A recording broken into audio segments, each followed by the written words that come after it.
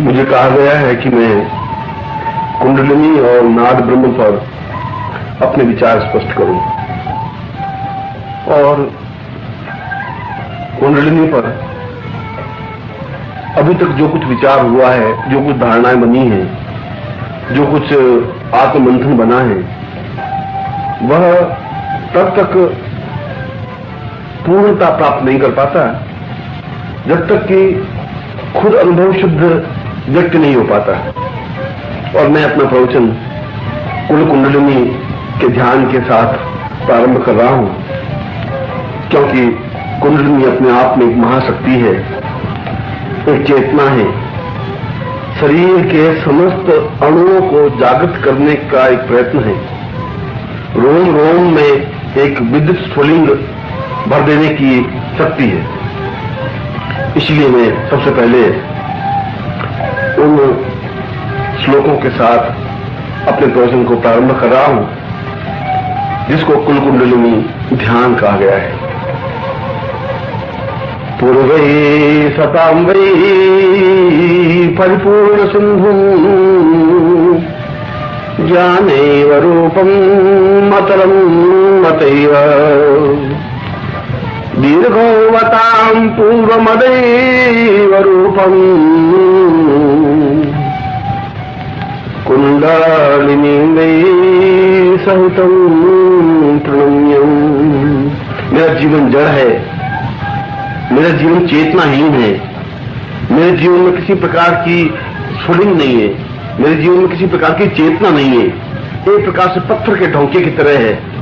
और मैं हे कुंडलिनी तुम्हें अपने शरीर में समाहित करना चाहता हूं, अपने शरीर में प्रवेश देना चाहता हूं, अपने सारे अणुओं में तुम्हें आत्मसात करना चाहता हूं, जिससे कि मैं जीवंत हो सकूं, जिससे कि मैं प्रतिष्ठित हो सकूं, जिससे कि मेरा रोम रोम जागृत हो सके, जिससे कि मैं आगे की ओर अग्रसर हो सकूं।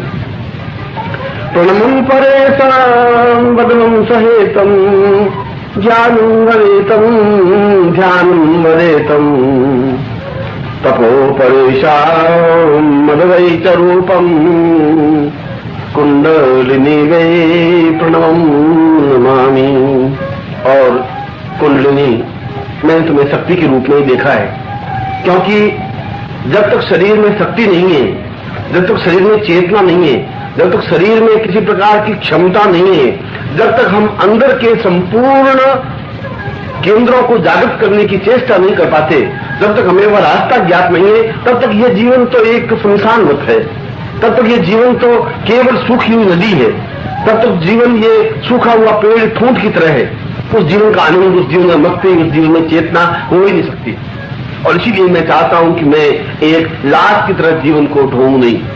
मैं नहीं चाहता हूं कि मैं मृत्यु की ओर बढ़ने की क्रिया की तरफ अग्रसर हूं। मैं चाहता हूं कि मेरा प्रत्येक रोम रोम अणु अणु जागृत हो सके, चेतना युक्त हो, प्राण युक्त हो सके। और यह तब हो सकता है जब आप एक शक्ति के रूप में मेरे पूरे शरीर में स्थापित हो सको। गुरुवै सतां पूर्वमदैव रूपं प्राणो मनोचेतनपूर्वदेवम् आत्मं सतां पूर्वमदैव रूपं कुंडलिनी वै प्रणमं नमामि। मां कुंडलिनी, आप में और गुरु में कोई अंतर नहीं है। गुरु को ही कुंडलिनी कहा गया है, कुंडलिनी को ही गुरु कहा गया है, क्योंकि गुरु का भी यही कार्य है कि शिष्य के समस्त चेतना केंद्रों को जागृत करे, शरीर के रोम रोम को जागृत करे, शरीर की रस नाड़ियों में उत्तेजना, एक तेज, एक ओजस्विता, एक प्रवाह भर सके। और वह कुंडलिनी मां के द्वारा भी संभव है। मगर मैं आपको जानता नहीं, मैं आपसे परिचित नहीं, मैंने कभी आपको देखा नहीं, मगर मैंने गुरु को देखा है। मैं गुरु के चरणों में बैठा हूं, इसलिए मैं आपको प्राप्त करने से पूर्व गुरु के चरणों में प्रणाम करता हूं और उनसे मैं प्रार्थना करता हूं कि आपको पूर्ण शक्ति के रूप में मेरे शरीर में समाहित करें, जिससे कि मैं मनुष्य जीवन की पूर्णता को प्राप्त कर सकूं, अनुभव कर सकूं। दिव्यो सते पूर्वमदैव रूपं ज्ञानं च चेतं ततं सदैवम् आत्मोर्वतां पूर्वमदैव रूपं कुंडलिनी वै प्रणवम नमामि। आप ही एक ऐसी शक्ति है जो मुझे पशु जीवन से देवत्व जीवन की ओर अग्रसर कर सकती है। आप ही वह ऐसी शक्ति है जो मेरे अंदर के अंतर मन को जागृत कर सकती है। केवल मात्र आप ही ऐसी शक्ति है जो मेरे प्राणों में चेतना पैदा कर सकती है। और सही रूप में कहूं तो केवल आप ही वह शक्ति है जो मुझे अमृत्यु की ओर अग्रसर कर सकती है, अमृतमय अग्रसर कर सकती है, मेरे अमृत कुंड को जागृत कर सकती है, मेरे सारे शरीर को चेतनायुक्त बना सकती है, मुझे ऊर्ध्वमुखी बना सकती है, मुझे जीवन में चेतना, प्राण, सचेतनता और श्रेष्ठता और पवित्रता और दिव्यता दे सकती है। इसलिए मैं आपको प्रणाम करता हूं। वीरवावतां वै सहितं सदैवं ज्ञानं च रूपं ब्रह्म स्वरूपं गुरुर्वै सदां कुण्डलिनी वै प्रणम्यं कुण्डलिनी वै प्रणमं नमामि। मैं अपने गुरु को पूर्ण श्रद्धायुक्त प्रणाम करके उन्हें अपने प्राणों में स्थापित करता हूँ।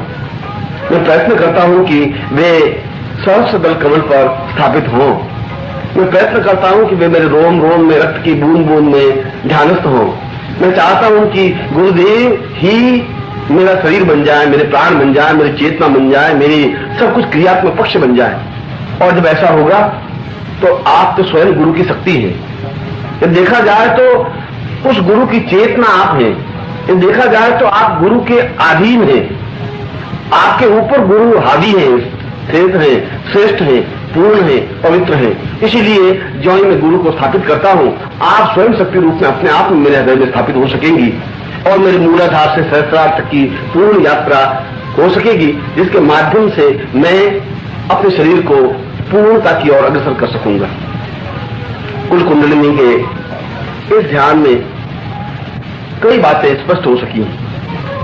पहली बात तो यह कि कुंडलिनी एक ऐसी शक्ति है जो कि मनुष्य जीवन के अनंत पथ की एक सहगामिनी यात्री है।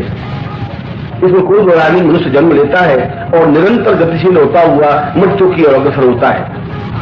मगर मृत्यु की ओर अग्रसर होना उसका अधरा पतन है, गिरना है, समाप्त होना है। और जीवन की पूर्णता की ओर अग्रसर होना जीवन की श्रेष्ठता है, पवित्रता है, दिव्यता है। मगर ये किस प्रकार से संभव हो, यह कैसे संभव हो सकता है? उसके लिए इस ध्यान में जहां कुंडलिनी शक्ति को अपने शरीर में समाहित होने के लिए प्रार्थना की गई है, वहां पर भी वह साधक यह भी स्पष्ट करता है कि आपकी शक्ति, इस कुंडलिनी शक्ति केवल गुरु के माध्यम से ही प्राप्त हो सकती है, क्योंकि गुरु ही शक्ति है, गुरु ही कुंडलिनी है, गुरु का ध्यान ही कुंडलिनी का ध्यान है, गुरु की धारणा ही कुंडलिनी का धारणा है, गुरु को स्थापित करना ही कुंडलिनी को स्थापन करना है। मगर क्या हम कुंडलिनी को समझ पा सके हैं? क्या हम कुंडलिनी की क्रियात्मक पक्ष समझ सके हैं? आज तक जो कुछ चेतना विवेचना की है, आज तक कुंडलिनी के बारे में जिन्होंने जो कुछ कहा है, मैं ऐसा सोचता हूं कि शायद उन्होंने अच्छी तरह से कुंडलिनी को समझा नहीं।